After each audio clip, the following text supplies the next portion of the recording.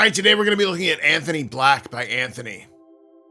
If you're thinking of buying this fragrance or any others over at fragrancenet.com, use the discount code linked in the description below to get 30% off your entire purchase.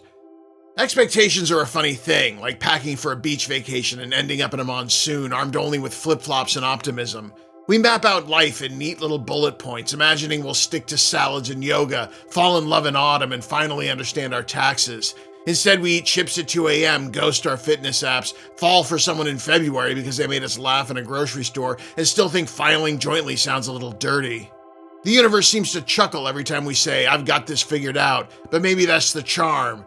Reality's punchline is always better than the setup we had in mind. I'm not gonna lie, I went into this review with an expectation. I'd seen their products at stores and even used some of their skincare line, but this was never on my radar as a fragrance brand. But life is funny in that way, and once I gave it a try, I was hooked. This isn't reinventing the wheel or striking out to find the undiscovered country. No, this is taking what's been done before and putting its own twist on it, making something that smells familiar and original all at the same time, and it smells fantastic.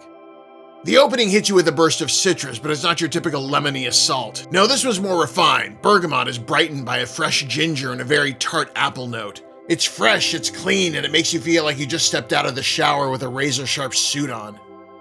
The middle goes aromatic and herbal with sage, juniper, and geranium. There's this slight peppery note that adds a bit of kick, like ordering your Bloody Mary with a few extra shakes of Tabasco. It's subtle, smooth, and definitely masculine, but it never gets overwhelming. Finally, it settles into this smooth, musky base. Amberwood, tonka bean, cedar, vetiver, and frankincense create a strong yet supple dry down that feels like a hug from your grandfather, gentle on the outside, but with an emotional chokehold on the inside. It's warm, just a little sweet, and has a slightly creamy texture that balances everything out. Longevity is not amazing, but it gets the job done. 4 to 5 hours with good projection for the first hour. It's not there for the long haul, but it's good company while it's there. Presentation-wise, the bottle's got that minimalist vibe going on. Clean lines, simple typography, and a no-nonsense approach. It feels like something a guy who wakes up at 5 a.m. to go for a run would have on his shelf. The atomizer gets the fragrance out of the bottle without any drips or drabs. Is this gonna get you compliments? It was Mark Antony who said in Shakespeare's Julius Caesar, "I come to bury Caesar, not to praise him." Mark Antony was the type of guy who wasn't even gonna compliment Julius Caesar when he died. Such a badass.